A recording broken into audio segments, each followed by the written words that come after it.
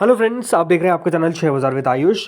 और दोस्तों बात करेंगे इस वीडियो में तीन, याद रखिएगा, आज जो आईपीओ की लिस्टिंग हुई उनके बारे में, जिसमें पहला है दोस्तों ममता मशीनरी, दूसरा है डैम कैपिटल और तीसरा है दोस्तों ट्रांस रेल लाइटिंग। राइट, इन तीनों आईपीओस के बारे में इस वीडियो में हम बात करेंगे जो लिस्ट हुए हैं आज, कि जिस तरीके से लिस्टिंग के बाद का एक्शन देखने को मिला है, किस तरीके का देखने को मिला है, आगे का एक्शन किस तरीके का देखने को मिल सकता है। कुछ इंपॉर्टेंट इन्फॉर्मेशन है जो आपको बतानी है, तो आप लोग वीडियो को देखिएगा पूरा ज़रूर। दोस्तों ममता मशीनरी, सबसे पहली बात तो आज ममता मशीनरी की लिस्टिंग ने नो डाउट बहुत ज़्यादा देखिए चौंकाया, बिकॉज इतनी अच्छी लिस्टिंग कोई भी एक्सपेक्ट करके नहीं चल रहा था। ये बात साफ थी कि 100% ऊपर तो इसको लिस्ट होना चाहिए था, लेकिन ऑलमोस्ट 150% आपको लिस्टिंग गेन देखने को मिल गया। राइट, एक शानदार लिस्टिंग गेन है। राइट, ऑलमोस्ट 147% के प्रीमियम पे आपको ये लिस्ट होता हुआ दिखता है। और जिस तरीके से दोस्तों बाद में भी हमको तेज़ी देखने को मिली, काउंटर जो है वो क्लोज टू 160% जो है वो बेसिकली हमको बढ़ता हुआ दिख गया। तो आज के दिन कह सकते हैं ममता मशीनरी का अलॉटमेंट जिसको भी लगा था, राइट, उसकी तो चांदी हो गई आप कह सकते हैं, बिकॉज इतना दमदार पैसा जो है वो बेसिकली बनता हुआ नज़र आया है। जिनके पास भी देखिए ममता मशीनरी का अलॉटमेंट आया, बिकॉज नो डाउट अलॉटमेंट मिलना ही अपने आप में बेहद टफ था, बेहद मुश्किल था, लेकिन जिनको मिला उन्होंने तो दोस्तों आज अच्छा पैसा बना लिया। आज के दिन दोस्तों स्टॉक में अगर आप देखेंगे तो बहुत ज़्यादा ट्रेड नहीं हो पाया। ऑलमोस्ट 26 लाख शेयर हमको ट्रेड होते हुए देखने को मिले। उसके पीछे का रीज़न है कि दोस्तों लिस्टिंग के एग्जैक्ट बाद ही स्टॉक ने जो अपर सर्किट टच कर दिया था, तो आप अगर देखेंगे तो जैसे ही अपर सर्किट टच किया वैसे ही दोस्तों स्टॉक में क्लोजिंग देखने को मिल गई। राइट, तो अच्छी लिस्टिंग के बाद भी अगर आप देखेंगे तो एक मूव आया, क्योंकि ये बात ध्यान रखिएगा जो इशू था वो 250 करोड़ से छोटा था। तो इस लोगों ने कल बता दिया था कि याद रखिएगा लिस्टिंग के बाद वो सिर्फ 5% ही ऊपर नीचे चल सकता है। और वही एग्जैक्टली आपको देखने को मिला कि 5% का जो अपर सर्किट है वो लग गया। क्योंकि एक बात हमेशा ध्यान रखिए, जो इशू को इतना शानदार पैसा मिलता हुआ दिख रहा है, इशू को लेकर दमदार रिस्पॉन्स देखने को मिल रहा है, नो डाउट दोस्तों जो पैसा है वो हमको बेहतरीन आता हुआ दिखेगा ही दिखेगा। और वो एग्जैक्ट जो है वो चीज़ हमको आज नज़र आई है। सबसे बड़ा सवाल जो है वो यही उठता है कि दोस्तों इसके बाद क्या करना चाहिए। राइट, यहाँ पर एक्सपोर्ट क्या कह रहे हैं, सबसे पहले तो देखिए आपको उनकी राय बता देता हूँ, देन मैं आपको बताऊंगा मुझे क्या लगता है। तो सबसे पहली बात तो यहाँ पर जो एक्सपर्ट है उनका दोस्तों उन्होंने कहा कि कंजर्वेटिव जो इन्वेस्टर्स है वो बेसिकली अपना मुनाफा बुक कर सकते हैं लिस्टिंग पे। और एनालिस्ट ने ये एडवाइस किया है कि लॉन्ग टर्म इन्वेस्टर जो है वो बेसिकली स्टॉक के अंदर बने रहे due to the growth potential and reasonable valuations. देखिए सबसे बड़ी बात क्या है कि आज इतनी अच्छी लिस्टिंग की हुई, बिकॉज कल भी आपको ने कहा था कि माउथ वाटरिंग वैल्यूएशन जो है वो बेसिकली कंपनी ने ऑफर किया। और आई थिंक वो एक बड़ा रीजन है कि दोस्तों बाजार ने भी लिस्टिंग दी और उसके बाद भी अगर आप देखेंगे तो वो अपर सर्किट लगा दिया और इशू को रिस्पॉन्स अच्छा मिला। भले वो इंस्टीट्यूशंस हो, रिटेल हो, राइट, हाई नेटवर्थ इन्वेस्टर्स हो, सबसे अच्छा पैसा जो है वो बेसिकली आता हुआ देखा। उसके पीछे का रीज़न भी यही था कि कंपनी ने बहुत इन्वेस्टर्स के लिए बेसिकली जगह छोड़ी। राइट, इसलिए अब दोस्तों एनालिस्ट जो है वो बेसिकली ऑप्टिमिस्टिक है कंपनी की ग्रोथ के प्रोस्पेक्ट को लेकर, बिकॉज कंपनी के पास एक्सटेंसिव प्रोडक्ट पोर्टफोलियो है, ग्लोबल फुटप्रिंट है, leadership in packaging machinery technology है। और ये रिकमेंड करते हैं कि होल्ड करना चाहिए ममता मशीनरी के शेयर्स को for a longer term of the companies investment in the research and development and continuous innovation. यानी अगर आप देखेंगे एक इंटरेस्टिंग बात क्या है कि अभी भी दोस्तों एक्सपर्ट जो है वो बेसिकली आपको राय नहीं दे रहे हैं कि यहाँ पर बेचना चाहिए, बल्कि आपको अभी भी होल्ड करना चाहिए। और ये राय क्यों आ रही है, बिकॉज वैल्यूएशंस अच्छे हैं और ग्रोथ कंपनी की शानदार देखने को मिल रही है। एक बार ध्यान रखिएगा दोस्तों, जो कंपनी की मार्केट कैप है, राइट, वो हो चुकी है अब सीधा 1550 करोड़। राइट, 1550 करोड़ पे अब आपको ये दोस्तों ट्रेड करता हुआ दिख रहा है मार्केट कैप पे। इंपॉर्टेंट क्या है, एक और बात दोस्तों, अभी एंकर इन्वेस्टर्स की दोस्तों हमको सेलिंग देखने को नहीं मिली। ये बात ध्यान रखिएगा, तीनों आईपीओ के अंदर जो मैं बात कर रहा हूँ सबकी दोस्तों जो एंकर बुक है वो पहली तो एंकर बुक 50% खुलेगी 22 जनवरी को, और फिर बाकी का 50% खुलेगा 23 मार्च को। तो अभी तीनों के अंदर दोस्तों एंकर इन्वेस्टर्स तो लॉक इन रहता है। हमेशा आपको पता होना चाहिए कि एंकर इन्वेस्टर्स के लिए लॉक इन रहता है, वो हाथों हाथ शेयर्स नहीं बेच सकते हैं। उनको पहले 50% खुलता है 30 दिन के बाद, और बाकी का 50% उसके टोटल 90 डेज के अंदर खुलता है, 23 मार्च को जाकर खुलेगा। तो इस तरीके से याद रखिएगा एंकर इन्वेस्टर्स का लॉक इन खुलता हुआ दिखेगा। But overall Mamata machinery I think on and all it's a good company जो नो डाउट बढ़िया करती हुई नजर आ रही है। फाइनेंशियल्स भी कंपनी के बढ़िया है, तो आई डोंट थिंक कि बहुत मेजर दिक्कत है।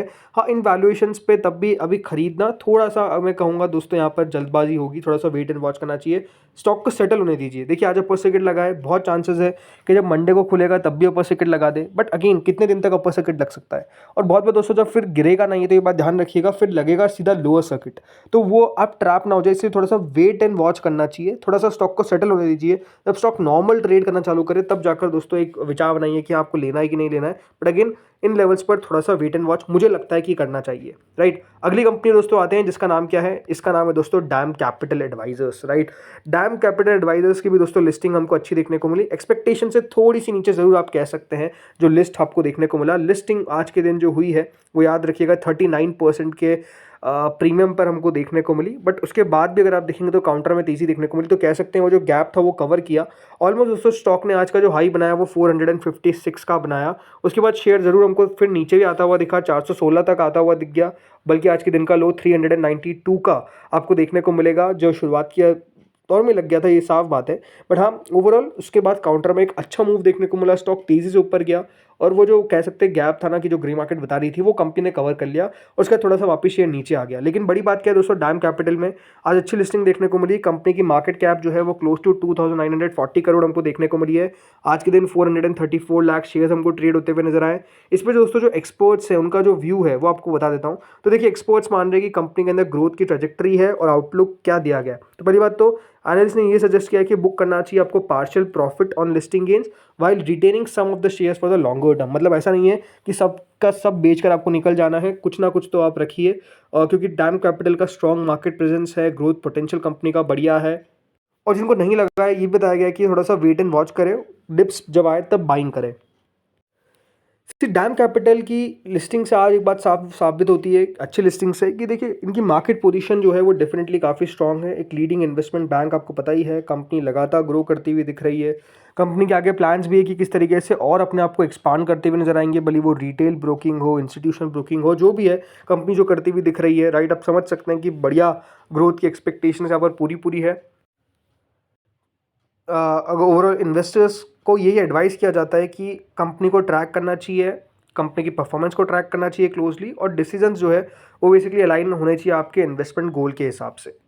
बट अगेन मैंने कल भी आपको ये कहा था दोस्तों कि डैम कैपिटल एडवाइजर्स एक ऐसी कंपनी है जिसको आप अपनी पोर्टफोलियो में लंबी अवधि के लिए रखिए। देखिए हाँ, लंबी बिजनेस है ये, मतलब लंबी मतलब क्या कि आपको बहुत बार देखिए बिजनेस बहुत बढ़िया ग्रो करता हुआ दिखेगा, बहुत बार जो है वो बेसिकली ओवर द रूफ चले जाएगा, बट बहुत बार ऐसा भी होगा दोस्तों कि कंपनी का जो बिजनेस है वो बिल्कुल आपको स्लो चलता हुआ दिखेगा, राइट। ये बात ध्यान रखिए, ये जो बिजनेस है ये बाजार पे डिपेंड करता है। बाजार दोस्तों अगर बढ़िया रहता है तो बिजनेस बहुत बड़ा चलता है, बाजार खराब रहता है तो बिजनेस में दोस्तों दिक्कतें देखने को मिलती है।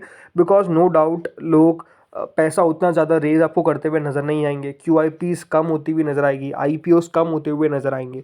इसलिए दोस्तों बिजनेस जो है वो डिपेंड करता है शेयर बाजार पे, किस तरीके से स्टॉक मार्केट चल रहा है उस पर डिपेंड बहुत करता है, तो वो ज़रूर है फैक्टर। बट अगेन मेरे हिसाब से ये एक ऐसी कंपनी इंस्टीट्यूशनल मतलब इन्वेस्टमेंट बैंकिंग के हिसाब से मेरे हिसाब से एक पोर्टफोलियो में रखने लायक है, जो ग्रो करती रहेगी। मतलब 2900 करोड़ की मार्केट कैप पे आपको मिल रही है, मतलब 3000 करोड़ का लगभग हो चुका है, ग्रोथ देखने को मिल रही है और सब्सटेंशियल ग्रोथ देखने को मिल रही है, ये क्लियर नजर आता है। अब आते हैं दोस्तों आखिरी कंपनी पे जिसका नाम है ट्रांसरेल लाइटिंग। ट्रांसरेल लाइटिंग की लिस्टिंग हमको आज अच्छी देखने को मिली, बट लिस्टिंग के बाद नो डाउट प्रॉफिट बुकिंग यहाँ पर आ गई, 6% स्टॉक गिरा है। ऑलमोस्ट दोस्तों लिस्टिंग जो थी वो हमको देखने को मिली क्लोज टू 37% के प्रीमियम पे, बट उसके बाद काउंटर जो है वो नो डाउट थोड़ा सा वीक होता हुआ दिखा, 554 पे याद रखिएगा स्टॉक जो है वो हमको क्लोज होता हुआ दिख रहा है। ऑलमोस्ट 544 का आज का लो था, तो बाद में जरूर मुनाफा वसूली बनती हुई नजर आई। 193 लाख शेयर हमको ट्रेड होते हुए दिखे हैं। अब कंपनी की जो मार्केट कैप है वो 7444 करोड़ के आसपास आपको देखने को मिल चुकी है। डिलीवरेबल क्वांटिटी क्लोज टू 48-49% है। देखिए ट्रांसरेल लाइटिंग के बारे में आपको मैं कह सकता हूँ कि जिस तरीके से दोस्तों लगातार वो जो ट्रांसमिशन का बिजनेस ग्रो करता हुआ दिख रहा है, एक्सपेक्टेशंस ये कि बहुत तेजी से ग्रो करता हुआ दिखेगा। कंपनी के लिए नेगेटिव क्या है, नेगेटिव यही कि दोस्तों कंपनी का मेजरली बिजनेस आता है बांग्लादेश से, राइट। तो बांग्लादेश में जिस तरीके से दोस्तों अभी पॉलिटिकल अनसर्टेनिटी है, थोड़ी सी दिक्कतें चल रही है, ये एक कंपनी के लिए थोड़ा सा दोस्तों चिंता का बात है। इसके अलावा एज सच कोई दिक्कत नज़र नहीं आती है, क्योंकि एक अच्छा रेवेन्यू बांग्लादेश से आता है। तो नो डाउट वहाँ पर अगर हालात और ख़राब होते हुए दिखते हैं या फिर हालात जो है वो कंपनी के पक्ष में जाते हुए नहीं दिखते हैं तो दोस्तों इशू है, बट अदरवाइज एज सच कोई बड़ा इशू नहीं है। बिकॉज ये जो सेक्टर है ये काफ़ी तेज़ी से ग्रो कर रहा है और आई थिंक कंपनी भी इसमें काफ़ी बढ़िया साझेदार है, काफ़ी अच्छे तरीके से ग्रो कर रही है। गिरावट जरूर आई है, बट अगेन लेट्स सी होता क्या है आज के दिन दोस्तों। इन तीनों कंपनीज में देखना होगा कि क्या किसी के द्वारा, कोई बड़े ब्रोकरेज हाउस के द्वारा क्या बाइंग की गई है, क्या कोई आज बल्क डील हमको होती हुई नजर आई है। देखते हैं होता क्या है, जैसे ही वो डेटा आएगा वो आपके साथ मैं शेयर करूंगा, कल का एक वीडियो बना दूंगा, तो लेट्स सी होता क्या है। बाकी इस वीडियो में इतना ही था, होपफुली वीडियो बढ़िया लगा होगा, अगर लगा तो लाइक कर देना, चैनल से पहली बार जुड़े सब्सक्राइब कर देना। Thank you friends for watching this video.